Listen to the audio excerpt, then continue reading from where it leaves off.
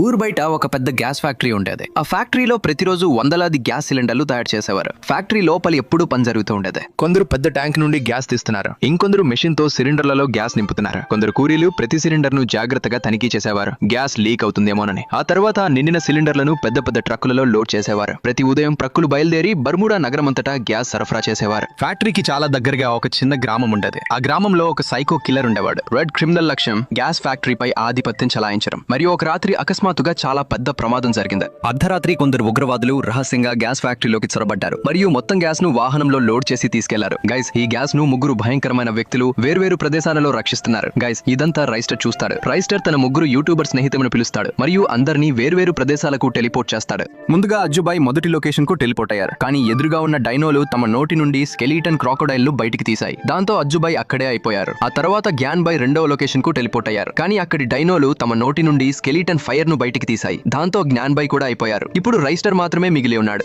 చివరి లొకేషన్ కు చేరుకున్న రైస్టర్ తెలివిగా ఆలోచించి అతనికి ఒక గ్యాస్ సిలిండర్ బహుమతిగా ఇచ్చారు. దినో అతన్ని చూసి పూర్తిగా మారిపోయాడు మరియు రైస్టర్ ను కౌగిలించుకోవడం మొదలుపెట్టాడు. అయితే దానికి ముందు గైస్, నాకు పబ్జీ వాళ్ళు ఛాలెంజ్ ఇచ్చారు. వాళ్ళు ఏమంటున్నారంటే ఫ్రీ ఫైర్ ఆడియన్స్ తక్కువ, పబ్జీ ఆడియన్స్ ఎక్కువ. కాబట్టి గైస్, మీరు ఏమీ చేయని అవసరం లేదు.